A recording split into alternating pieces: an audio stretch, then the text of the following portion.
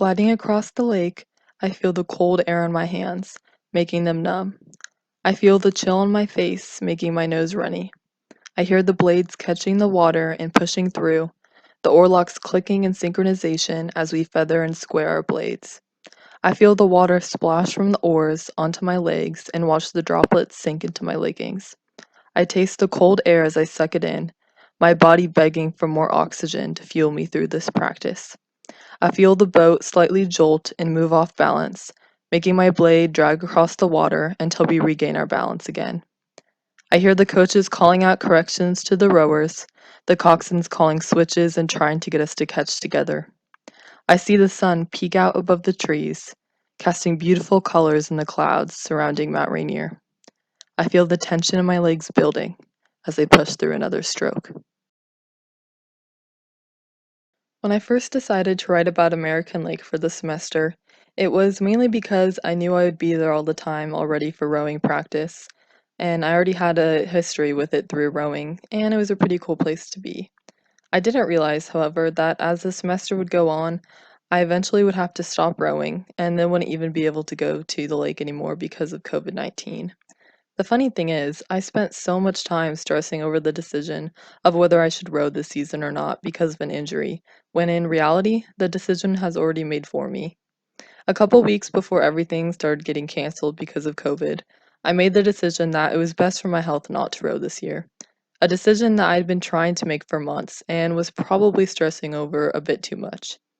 Not too long after I made this decision, spring sports were canceled for the season, meaning there wouldn't even be a rowing season for me to participate in, even if I wanted to. It's interesting to me the way that time and experience can change how you interact with the place.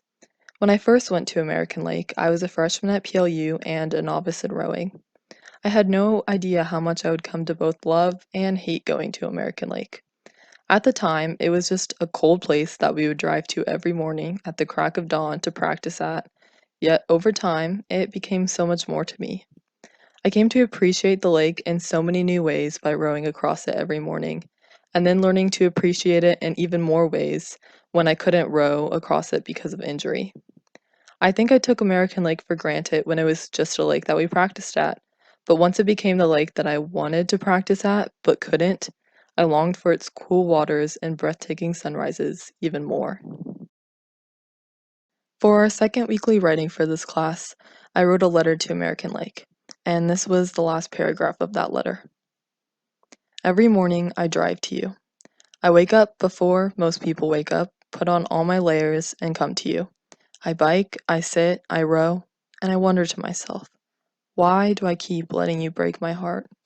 Time and time again, I come to you, expecting things to be different, but they never are.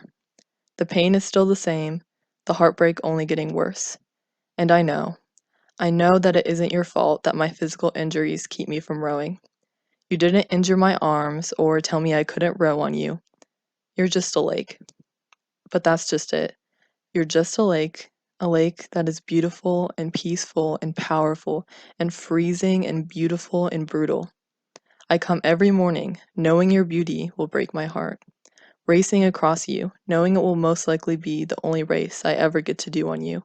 And you break my heart because even though I know it's best for my health to not row, you will always be there. You will always be there, calmly waiting for a boat to come row across you, knowing that I will not be in that boat. You watch the beautiful sunrise every morning, breaking my heart because I won't be able to watch it with you.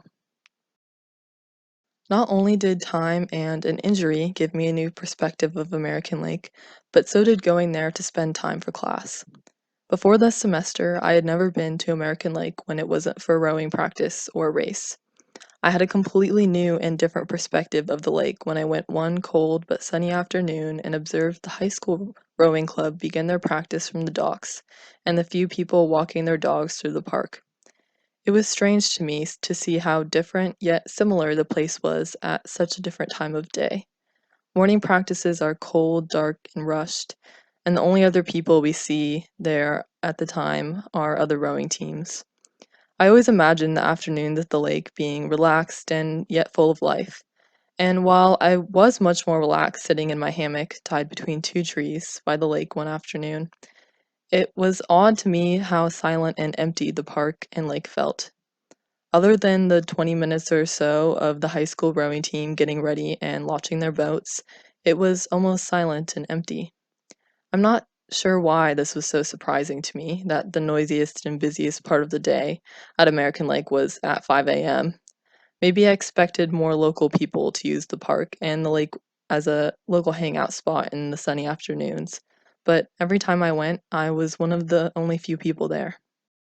It's interesting to think about how different and similar a place can look just by going at a different time of the day. It is also fascinating how time can feel different at different places, or at the same place but different times of day. In one of our weekly writings, we wrote about scents at our place, and one of the senses I wrote about was time. Time is different at American Lake. Sometimes I feel like I've been rowing for hours and I look down at my watch and we still have an hour left of practice. Other times I feel like we just got on the water when I check my watch and it's almost time to take the boats in.